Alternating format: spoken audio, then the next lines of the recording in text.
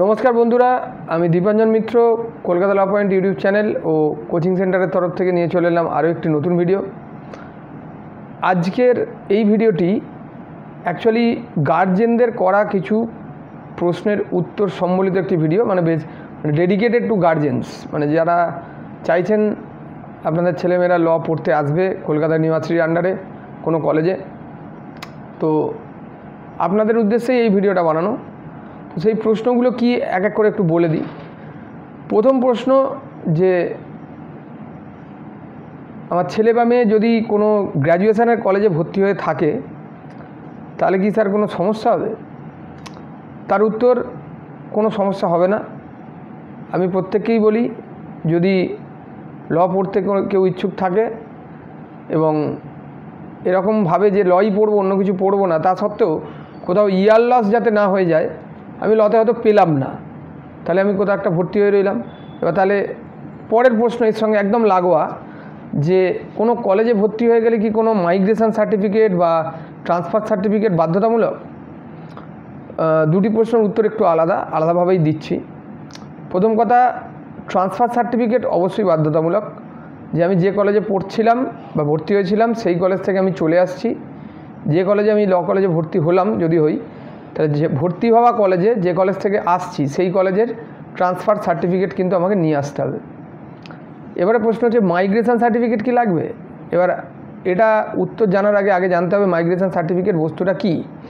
Migration certificate মূলত একটা university থেকে যদি কোনো স্টুডেন্ট অন্য ইউনিভার্সিটিতে সুইচ করে, মানে চলে যায়, তখন কিন্তু তার মাইগ্রেশন সার্টিফিকেটটা বাধ্যতামূলক। তাহলে ক্যালকাটা ইউনিভার্সিটির আন্ডারে তুমি যদি কোনো নির্দিষ্ট কলেজে ভর্তি হও আর পরবর্তীতে দেখা যায় যে তুমি সেই কলেজটাকে চেঞ্জ করতে চাইছো, তাহলে সেক্ষেত্রে তোমার মাইগ্রেশন সার্টিফিকেট লাগার কোনো প্রশ্নই ওঠে না।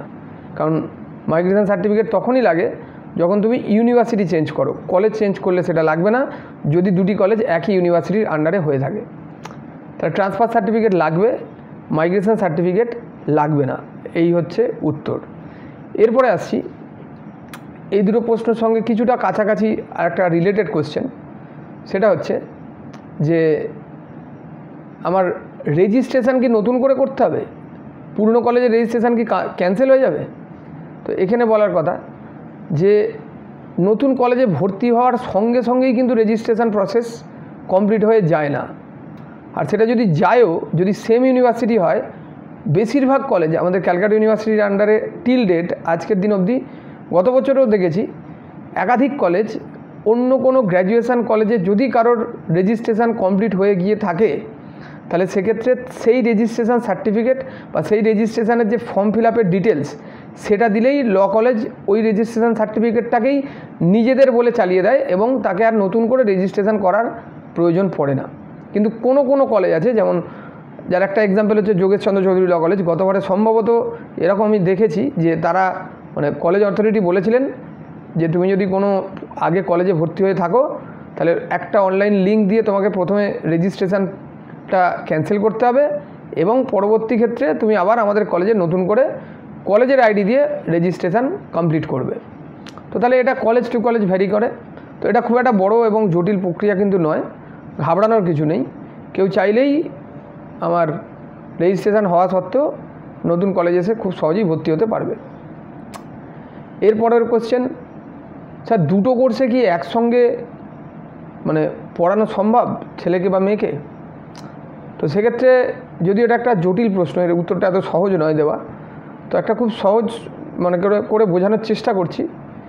একটা শর্ত আছে ইউজিসির যে নতুন এডুকেশন পলিসি যেটা গত বছর এসছে, তো সেক্ষেত্রে একটা জিনিস বলা আছে যে একটা স্টুডেন্ট যদি দুটো কলেজে দুটো রেগুলার কোর্স করে, তাহলে কিন্তু অবশ্যই মানে একদম নিশ্চিতভাবে দুটো কলেজের শিডিউল বা ক্লাস হওয়ার যে সময় সারণী, সেই সময় সারণীটি কিন্তু আমার অবশ্যই আলাদা হতে হবে।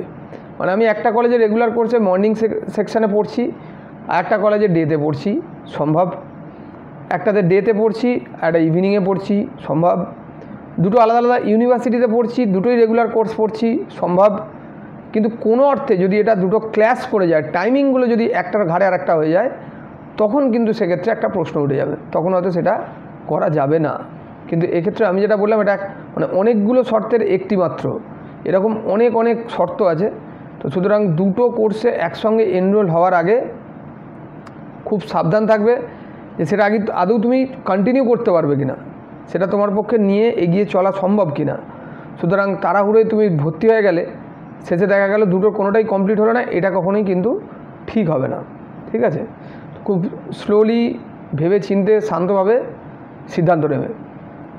এটা গেল আরেকটা প্রশ্ন স্টুডেন্টদের তরফে।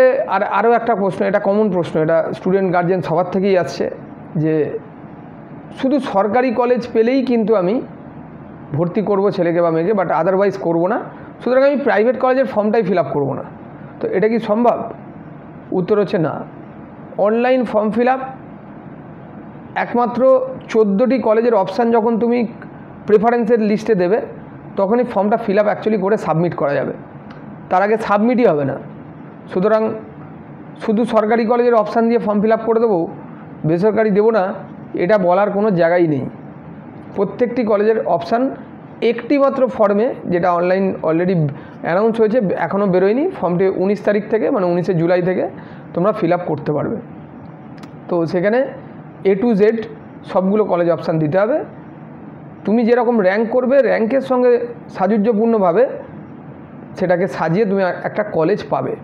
সেই কলেজটা পাওয়ার উপর নির্ভর করছে কি না তোমার র্যাঙ্ক এবং রেজাল্ট। তো তোমার যেরকম র্যাঙ্ক হবে সেরকম কলেজ পাবে। তো সেই হিসেবেই কিন্তু অ্যাকচুয়ালি আইডেন্টিফাই হবে কে কোন কলেজে যেতে পারবে। তো এটা আলাদা করে তুমি সিলেক্ট করে দেওয়ার কেউ নয়, বা তোমাদের পক্ষে সম্ভব নয় যে শুধু সরকারি দেবো বেসরকারি দেবো না, বা শুধু বেসরকারি দেবো সরকারি দেবো না, বা যেটাই যাবো আমি শুধু সেটাই দেবো অন্য দেবো না, এই কথাগুলি বলা যাবে না। তো এই প্রশ্নগুলি খুব র্যান্ডামলি আসছিল, তার জন্য উত্তরটা ভিডিওতে দিলাম। তো আশা করব উত্তরগুলি কাজে লাগবে।